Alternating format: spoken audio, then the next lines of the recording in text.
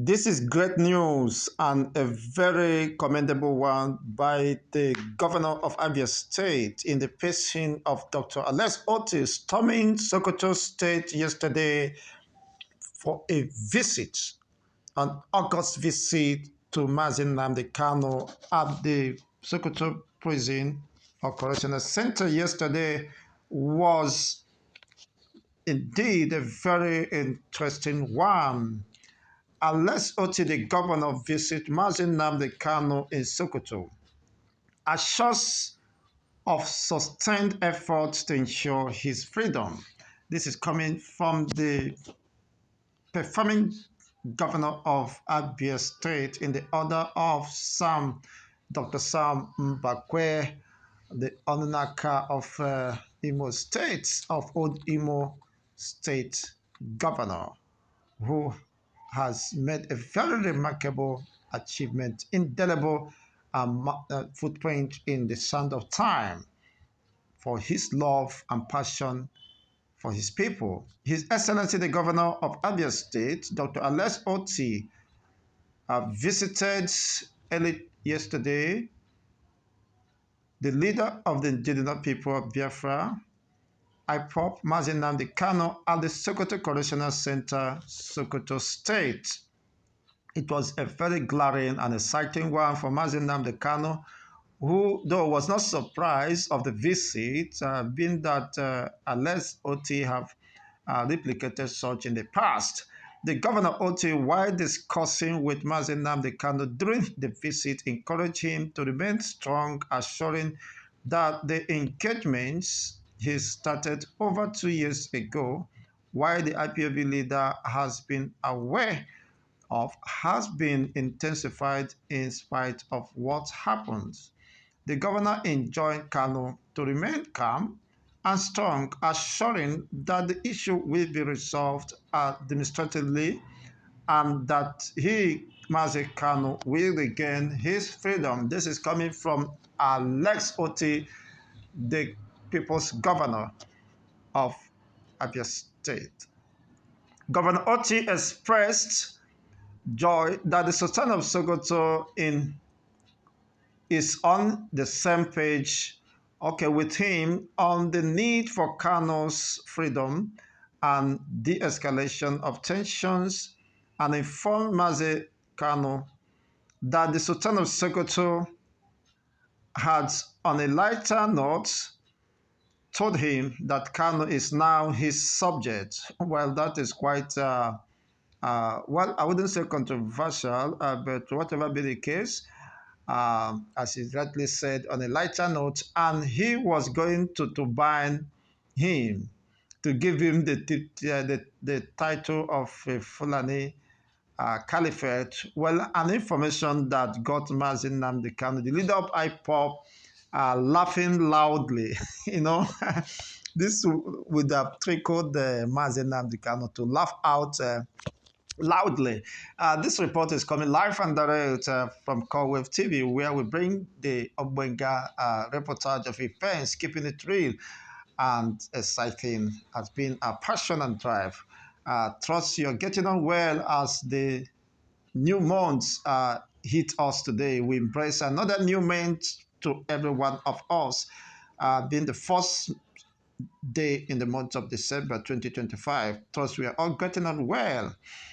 Responding, Mazi Kanu, who was learning with, of course, beaming with smiles and in high spirits, thanked Governor Otti for the visit and stated that he wasn't surprised that the governor quickly came visiting because he had done the same thing in the past. He told the governor that he is very proud of his giant strides in Abia based on the feedbacks he gets from the home about the state since he assumed office. A feat, he said, is replicating what late the Sam Mbakwe did as governor of the old Imo State, which has kept him permanently immortalized, and called on the governor to continue to serve his people diligently.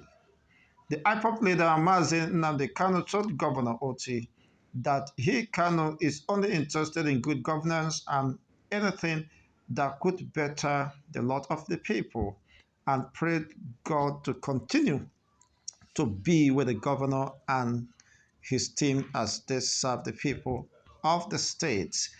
The Governor Otti was accompanied on his visit by the Attorney General and Commissioner for Justice, Mr. Ikechukwu Owana San, the Special Advisor to the Governor on Media and Publicity, um, Ferdinand Ekoma, and some top Sokoto state government officials, including commissioner and advisor. Also present during the visit was Kano's younger brother, Prince Emmanuel Kano.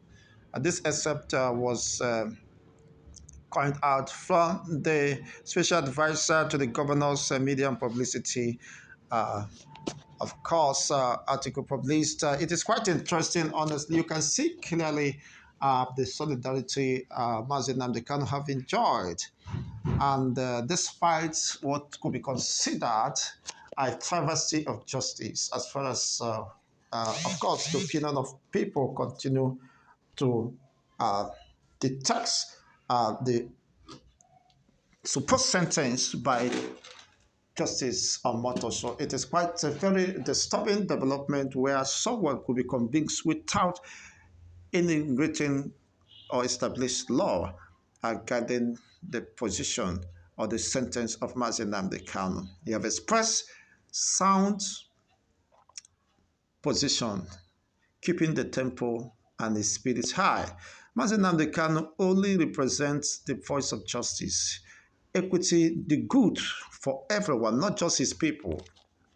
As he have maintained, he only wants the good and nothing short of that.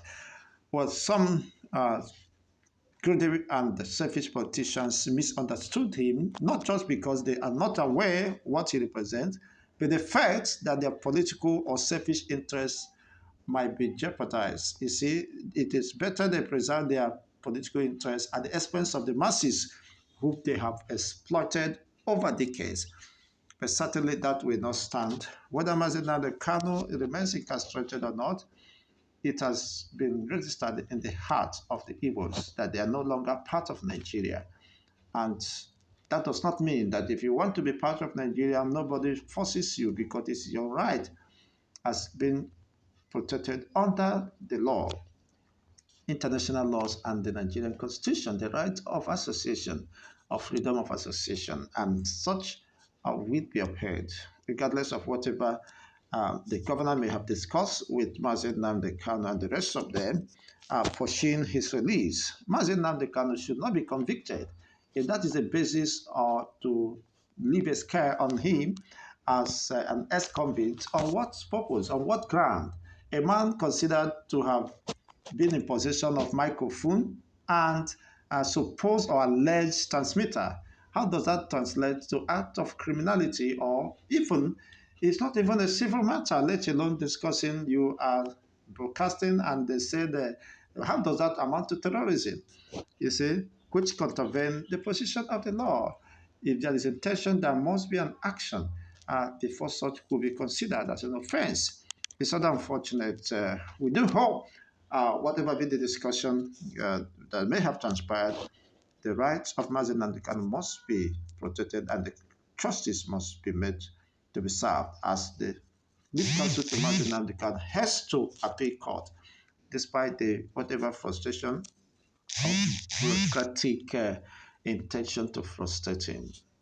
Hopefully, he will come out stronger and victorious. At the end of the day, he's reflecting and representing the will of millions of, of course, the different people home and abroad who felt or who have risen, of course, for their agitation and renewed quest for an independent state of Biafra, which is staring at us. You can't be in a country where the lives of citizens no longer matters, are being taken to the slaughter at will by certain vested interests of non-state actors, and the government watch this happening.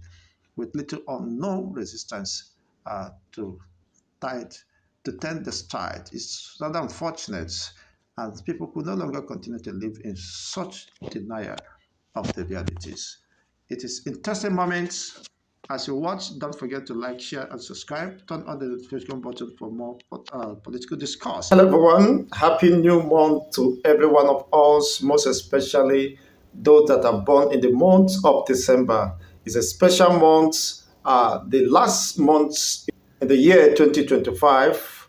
We are grateful to God for sparing our lives and bringing us into this Yuletide seasons. Trust you're getting on well with your family and loved ones. Much love from Call Wave TV. Yesterday, Mazin Nnamdi Kanu was visited by the executive governor of Abia State in the person of Dr. Allex Otti, the people's governor. It was a shocking surprise in what appears to be a dramatic turn of events. Unexpectedly, the performing governor and the people's governor stormed Sokoto prison in personal visit to Mazin Nnamdi Kanu. I strongly believe that inspires hope and possibly may have given the governor much time to discuss and deliberate on sundry issues of concern, and of course to get to know how Mazin Nnamdi Kanu, the leader of the indigenous people of Biafra, is faring. It was a very interesting moment for Mazin Nnamdi Kanu, seeing his supposed governor, the governor of Abia State, presided over his own state or home country. It is very interesting development, honestly. Nobody expected, there was no media briefing or hyping of such a visit, but then it was a surprise, and eventually, I believe Mazin Nnamdi Kanu may have appreciated such visit. So there are many reactions or misreactions regarding the visit of Allex Otti, the governor of Abia State. Recall, in most recent weeks, Governor Allex Otti made a striking positions that he have activated every system possible and engagement to ensure the release of the leader of the indigenous people of Biafra, who was wrongly convicted or sentenced, and because the provisions of the constitutions weren't adhered, and being that the court has given their own positions, the people has the right to express their opinions or whatever they felt concerning this. And when justice is not perceived to have been done, of course, there is no justice. And certainly the opinion of majority out there, you understand, especially those who are devoid of certain sentiments, the primitive or parochial mindset, people who are open and liberal to digest the processes and eventually what transpired at the court of Omotosho, a Yoruba man. Well, that is not just to say that it is an end in itself, because this same case has been tried by a competent court of law, more higher than the court of Omotosho, being the High Court. And referring to the appeal court is the highest appellate court within the Nigerian legal jurisprudence, while the Supreme Court is an administrative court. So if the appeal court, being the highest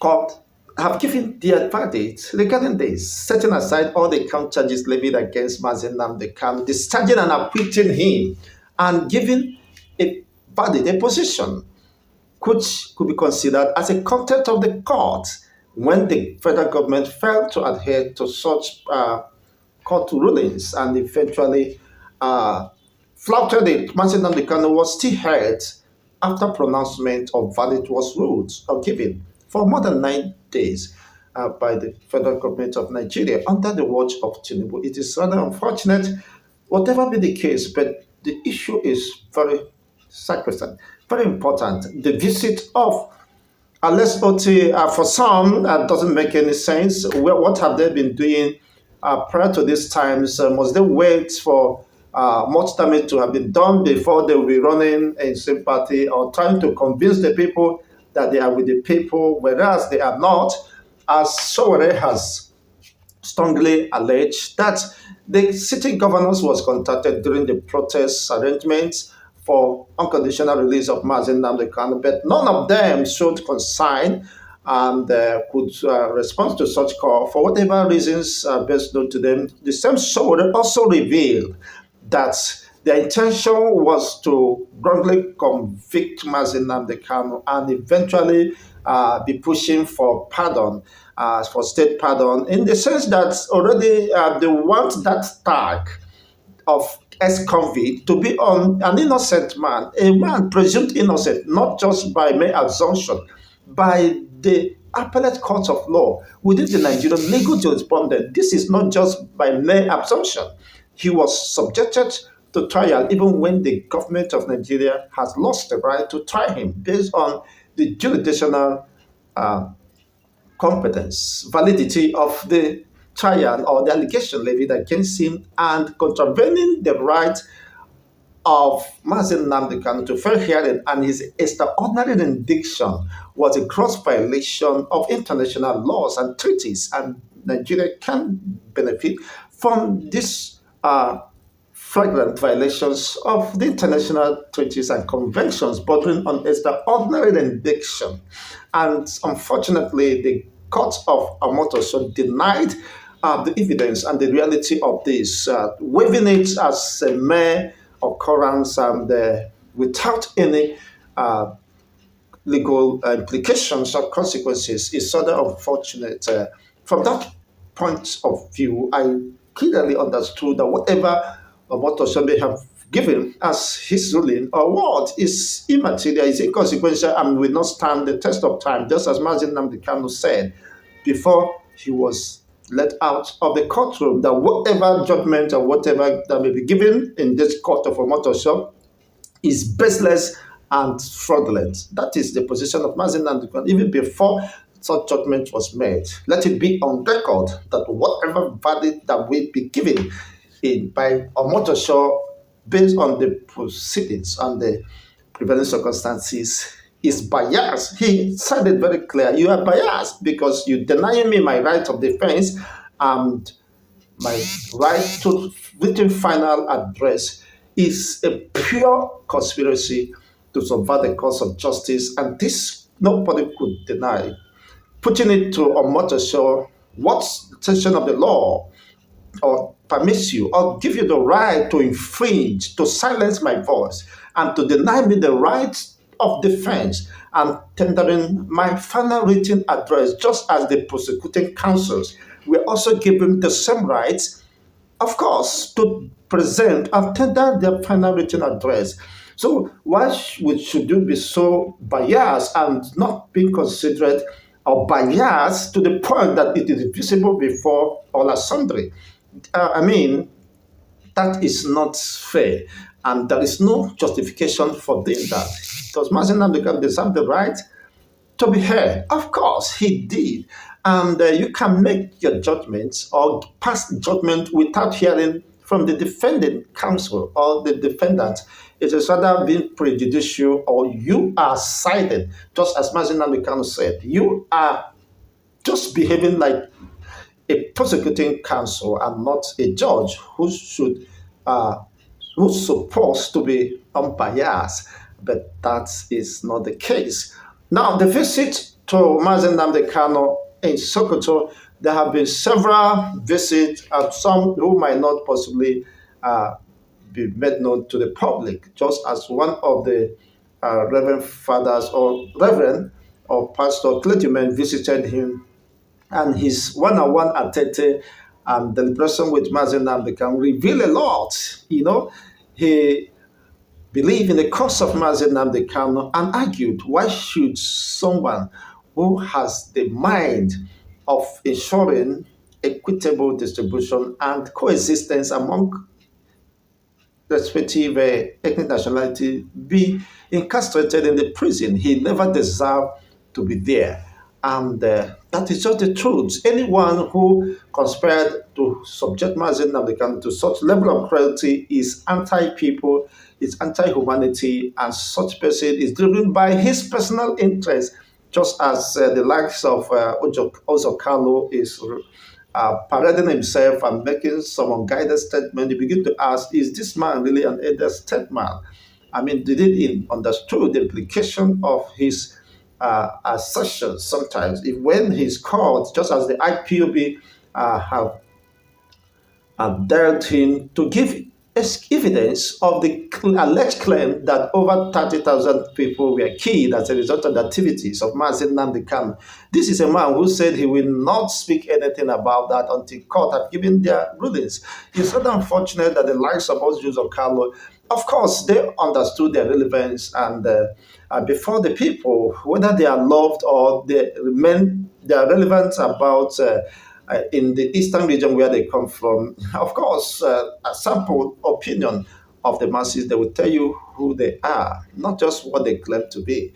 It's rather unfortunate, but whatever happens, it is very clear they have been threatened by the popularity and the overwhelming acceptance of Mazen Nnamdi Kanu by the people. Is not just something being forced on the people. They naturally and willingly endeared in the heart, in their heart. Mazen Nnamdi Kanu is a leader of great character, and they envy him for that for whatever reasons, because they understood that the influence, the character, and the charisma he carries, the love, the sincere love for his people. What was Mazen Nnamdi Kanu demand? Let there be good governance. Let there be dispensation of justice, and let people feel the impact of governance and live a dignified human life, not just being trapped in the wheel of motionless and despair. Look at a country whose own population and citizens, including children, are being ravaged by endless insurgents, insecurity, and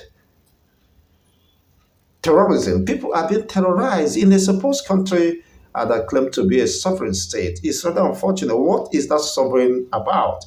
If the life, the security of the people, the welfare of the people are not prioritized, I mean, and it's been eroded as what we can see now. Nigerians are not just battling with insecurity to life and property, of course, to existential threats which is staring at us, as according to the reports of the World Bank, the MFM, and the rest of them, that more Nigerians risk being plunged into poverty by 2027. You know what that means? There is no hope in sight. We are just unfortunate to have been trapped in this mess. The government appears to be clueless and in addressing the state of insecurity, economy. Already, people have mortgaged the destinies of unborn posterity by endless borrowing, reckless in the sense that there are no priorities placed above this borrowing. The ones you've been able to borrow, what have you been able to do with it? And with the sales of crude, gas, and the rest of them, and other external money being generated, what exactly are they using it? Of what impact, positive impact, direct impact does that have on the Nigerian populace? Sadly, Nigerians are being considered the center of the world poverty. You can't just imagine that. And Sokoto being the seat of caliphate, you should also consider as the poorest of the state in Nigeria. So what does that tell you? That there is very serious leadership crisis in Nigeria. Not until that is being addressed, possibly Nigeria will continue to wallow in endless wilderness and this illusion. It is rather unfortunate. Now, going back to the visit to Mazen Nnamdi Kanu, Mazen Nnamdi Kanu is a man whose heart is pure before God and men.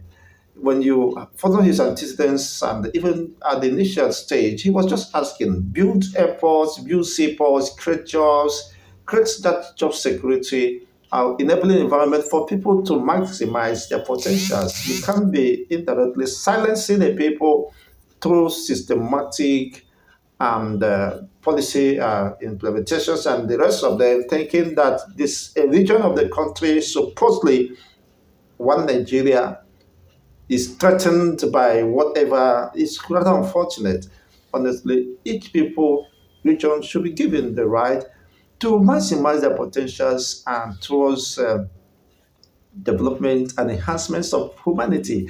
But that seems to be a very far cry because of certain vested interests, people who believe in exclusive uh, dominance of their ethnicity and they want to remain relevant in the corridor of power, not even being productive or useful to the same people. Unfortunately, they have also mortgaged the life and destinies of their own people. They never felt better either, despite the quest or greed to remain within the corridor of power. The North is more stricken in poverty, despite the fact they have controlled power for barely 40 years or more than 4 decades to 5 decades, and yet nothing to show for it. And they are the ones being more ravaged by poverty, criminality, or is the order of the day. Children are being adopted from schools. I mean, there is total disruption of the activities, intellectual, economic, and commercial activities in the region, which has deeply impacted on the living standard of an average northerner today. This wouldn't have been possible without certain conspiracies within the cycle, the corridor of power, who believe that by pushing as such extremism, they might have an advantage to control the power at the center. And when people say divulge power, divide the region, let the regions control their resources, and they say no, they are allergic to restructuring, just as Setima, the vice president, said, restructuring under my foot. Why should they say so? Because they have a clear motive or agenda of running the country and making the country like the case of Afghanistan, not just to uh, enhance the economic state of the country. Why should they be opposed to restructuring? In the first instance, why Nigerians have been stuck in the wheel of motionless and despair? Why are you afraid of state police or regional security and the rest of them? Why you are crying that Tinubu should not withdraw the security orderlies, police, and the rest of them attached to you? And because of security, they may be coming after you. Then let them come after you. They're not your brothers. I hope Tinubu is committed and sincere about withdrawal of this security attached to this VIP. Why? What makes them VIP in the first instance? If they are living in fears, if they have done what is needful, there's no need of being afraid of the known because they have distanced themselves from the people and they felt the people might not be happy, might be coming after them. You see, I have not seen American soldiers standing behind the Donald Trump whenever he's speaking. No, that shows the level of security, how far they have been able to evolve to ensure that security is not just about a particular interest, but about the state, the interest of the state to make everyone safe, not just the political class. This is just the reality. Whether Nnamdi Kanu safety it will be guaranteed or not in the Sokoto prison could be a different thing. But for me, I doubt such possibilities with the expanding and wave of insecurity, of course, blowing across. But whatever may have been discussed by Mazen and the Kano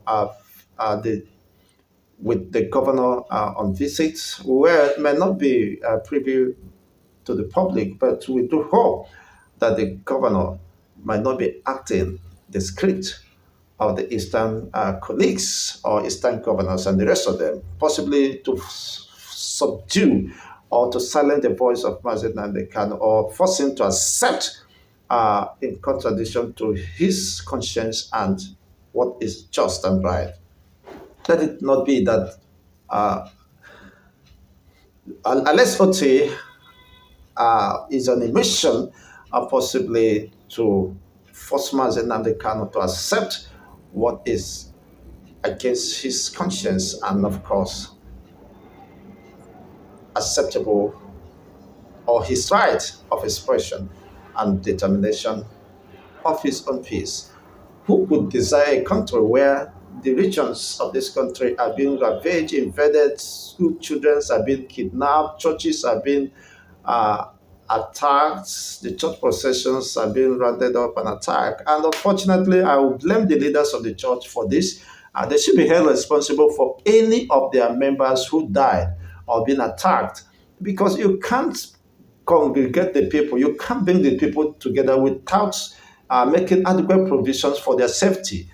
I mean, those church members or church leaders should be brought to justice and be made to face a murder case because that is a conspiracy. You bring people in a volatile regions, you bring them together to worship and to give offering and tithe. Their security are not being considered or prioritized. What nonsense is that? What state of nonsense is that? What state of faithlessness is that? The Bible says faith without work is dead.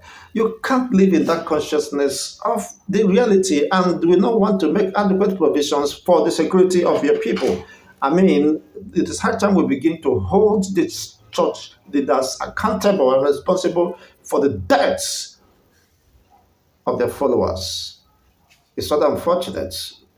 If the government fails to provide adequate security, what are you doing as a body, as a church? Otherwise, let people stay at their homes and, of course, if possibly through the internet or whatever be the case, have access to that. If their security and their welfare could not be prioritized by these so-called leaders and the rest of them, you must prioritize if you are holding brief or holding any social gathering or public gathering.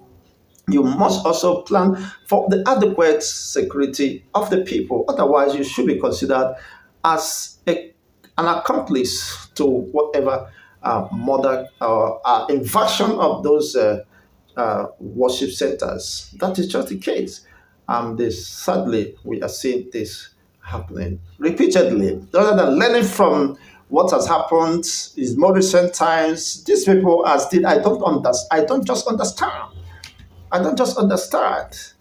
And possibly they would have used the power of Elijah to call down fire against these people. Who is deceiving who? It is rather unfortunate. But that is, by the way, well, only in a matter of days or weeks, we shall see possibly the details of the interactions or conversations with the governor of Abia State and Mazen Nnamdi Kanu. Whatever mission or agenda that prompted the visit. They are impromptu visits and planned visits. Of course, we've been made known before the public, possibly via his lead counsels or whatever happens. Thank you once again for watching. Let me know what you think about this sudden visit by Allex Otti, the governor of Abia State, to Sokoto, and possibly what could be, of course, cooking behind the scene. Thanks for watching.